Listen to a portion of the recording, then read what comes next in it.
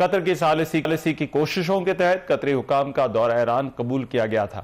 اس کے ساتھ ساتھ آج سپریم لیڈر آیت اللہ خامنئی کی قبر کی تصاویر اور ویڈیو بھی جو ہے وہ منظر عام پر آئی ہیں، انہیں جاری کیا گیا ہے۔ اب ایران اور امریکہ کے درمیان معاملات کیا رخ اختیار کریں گے، اس حوالے سے پروگرام میں سب سے پہلے بات ہوگی۔ پاکستان کے سابق سفیر ضمیر اکرم صاحب میرے ساتھ آج پروگرام میں موجود ہے، سب سے پہلے ان سے اسی حوالے سے بات کرتے ہیں۔ ضمیر اکرم صاحب بہت شکریہ آپ کے وقت کا۔ ضمیر اکرم صاحب، ہم دیکھ رہے ہیں کہ ایک طرف دھمکیاں بھی چل رہی ہیں، دوسری طرف مذاکرات کی بات بھی ہو رہی ہے، تو آپ کو لگتا ہے کہ اب یہ دھمکیاں، جھڑپیں اور مذاکرات جو ہے وہ امریکہ اور ایران کے درمیان یہ ساتھ ساتھ ہی چلیں گے اور یہ نیا نارمل یہی ہے؟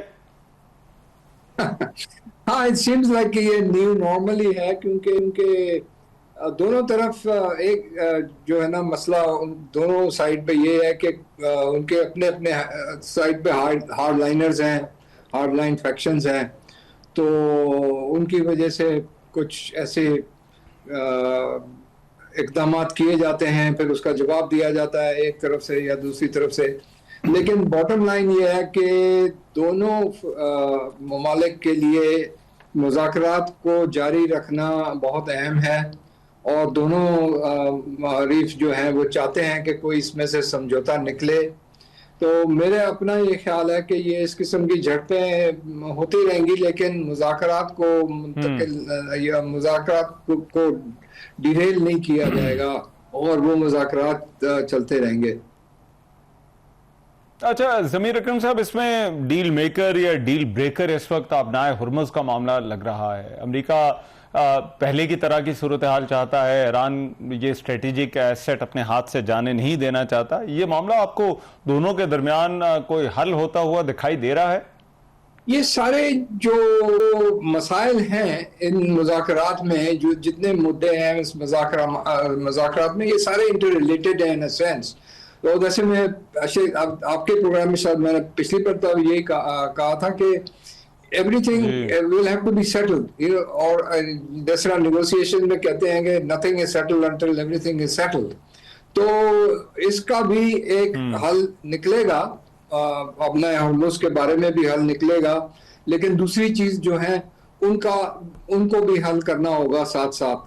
تو وہ ایک پیکج بھی میرا خیال ہے نکلے گی ان مذاکرات میں سے۔ تو جو ایران کا تو یہ اوبیسلی ایک ٹرمپ کارڈ ہے اپنا ہرمز کا کنٹرول، تو وہ اس کو استعمال کرتا رہے گا to get the maximum leverage out of this negotiations.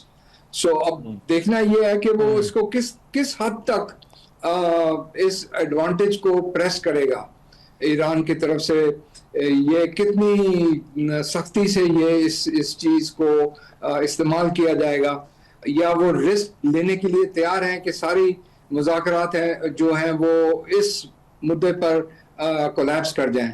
میرا نہیں خیال ہے کہ وہ اس حد تک جانے کے لیے تیار ہے۔ دوسری طرف امریکہ بھی اس کی جوابی کارروائی ہوتی رہے گی، لیکن وہ مذاکرات سے ہٹے گا نہیں۔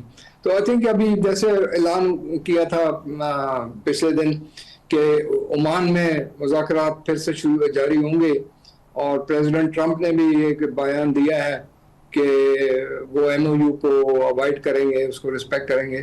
تو اس کے ساتھ ساتھ بین الاقوامی سطح پر بھی پاکستان کی طرف سے کوششیں ہیں کہ یہ جو چھوٹے مسائل ہیں ان کو ختم کیا جائے، ایم او یو کے بیسس پر آگے بڑھا جائے، مذاکرات کو آگے لے کے جایا جائے۔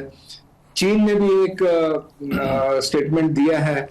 تو انٹرنیشنل کمیونٹی سے تو یہی فیڈ بیک ہے اور یہی پریشر ہے کہ یہ مذاکرات کو آپ کنٹینیو کریں، کیونکہ دیکھیں عالمی منڈی میں بھی تیل کی قیمت پھر بڑھ گئی ہے، اور اس پر جیسے ہمارے پاکستان میں بھی اس کا اثر ہوا ہے، دوسرے ممالک میں بھی ہوگا۔ تو یہ انٹرنیشنل لیول پر بھی پریشر ہے کہ یہ مذاکرات کو جاری رکھنا چاہیے۔ ضمیر اکرم صاحب، آپ کو لگتا ہے نارملائزیشن جو ہے وہ ممکن ہوگی، خاص طور پر جو ہے وہ گلف کے اندر جس طرح سے جنگ سے پہلے حالات تھے، کیا توقع رکھنی چاہیے کہ یہ حالات وہاں پر جو ہے وہ واپس اس طرف جو ہے وہ جا سکتے ہیں؟ دیکھیں جو حالات اس جنگ سے پہلے تھی وہ حالات پھر نہیں آئیں گے، کیونکہ جو علاقے میں جو صورتحال ہے وہ تبدیل ہو چکی ہے اور اس جنگ کی وجہ سے تبدیل ہو چکی ہے. اس میں اس کی کئی وجوہات ہیں. سب سے بڑی وجہ جو ہے وہ یہ ہے کہ جو عسکری آپشن کو استعمال کیا گیا امریکہ اور اسرائیل کے طرف سے ایران کے خلاف، وہ ناکام ہو گیا. اور یہ صحیح ہے کہ ایران میں کافی تباہی ہوئی ہے، لیکن ایران نے اس کو سسٹین کر چکا ہے، اور ایران میں جو لیڈرشپ نئی آئی ہے وہ اس مدعے پر وہ قائم ہے کہ وہ اپنی ریولوشن اور ان کے جو پالیسیز ہیں وہ ان کو پرسو کرتے رہیں گے. یس، ایران کو آمادہ کیا گیا ہے کہ جی آپ اپنے ہرمز کو کھولیں، لیکن ان کا موقف یہ ہے کہ اس کے لیے ہمیں فیس پے کرنی چاہیے، کوئی کنٹرول ہونا چاہیے.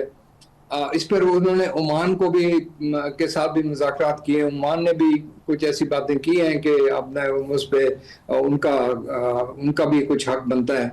سو یہ مسئلہ ایک نیا مسئلہ بن گیا ہے، اور اس مسئلے کو ابھی حل کرنے کی ضرورت. یہ مسئلہ اس جنگ سے پہلے نہیں تھا، لیکن اس جنگ کی وجہ سے یہ اب نئے ہرمز کا مسئلہ ایک نیا مسئلہ آ چکا ہے، اور یہ ابھی تبدیل نہیں ہو سکتا. اس کو ہم خطے میں جو ممالک ہیں ان کو اس ریالٹی کو ایکسیپٹ کرنا ہوگا اور اس چیز کو حل کرنا ہوگا.